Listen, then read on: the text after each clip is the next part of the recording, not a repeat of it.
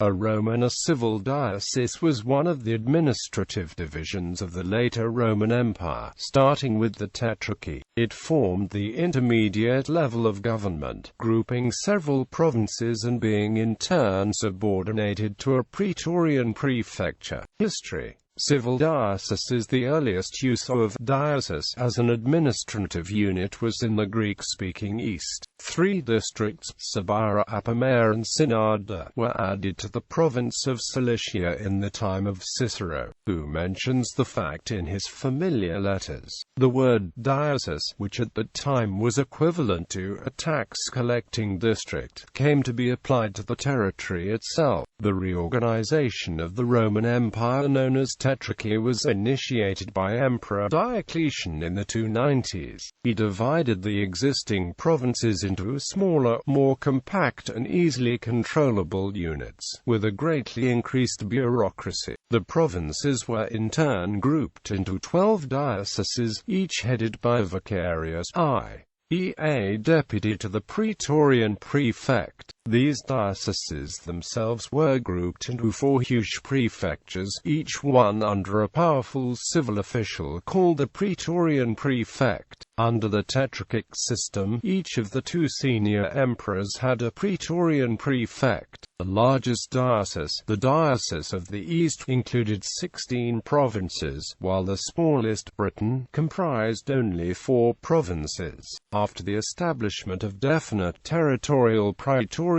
prefectures by Constantine about 326–8, the dioceses functioned as the intermediate level between the provinces and the prefectures. Although the hierarchy was not rigid, provincial governors could appeal directly to the praetorian prefect of the emperor, and vice versa. In the West, the dioceses were disbanded as Roman power receded, but in the East they survived. Seeing the role as somewhat ineffectual, the Emperor Justinian I abolished most of the dioceses in his Great Reform in the 530s, preferring to strengthen the authority of provincial governors. This practice was extended to the recovered territories of Italy and Africa, where Justinian preferred to install praetorian prefects directly overseeing the respective provinces. Introduction of the term in ecclesiastical usage. Between the 4th and 6th centuries, as the elder administrative structure began to crumble, the role of the bishops in the western lands of the empire enabled those lands and the peoples to maintain a semblance of civilization as the authority of Rome vanished. The senatorial aristocracy, especially in the provinces, continued in many places to serve as sources of local authority to complement the authority assumed by the Church. In late antiquity, political power often came to be vested in the spiritual offices of the bishops in each region. This transfer of authority from secular officials to ecclesiastical leaders was natural in that,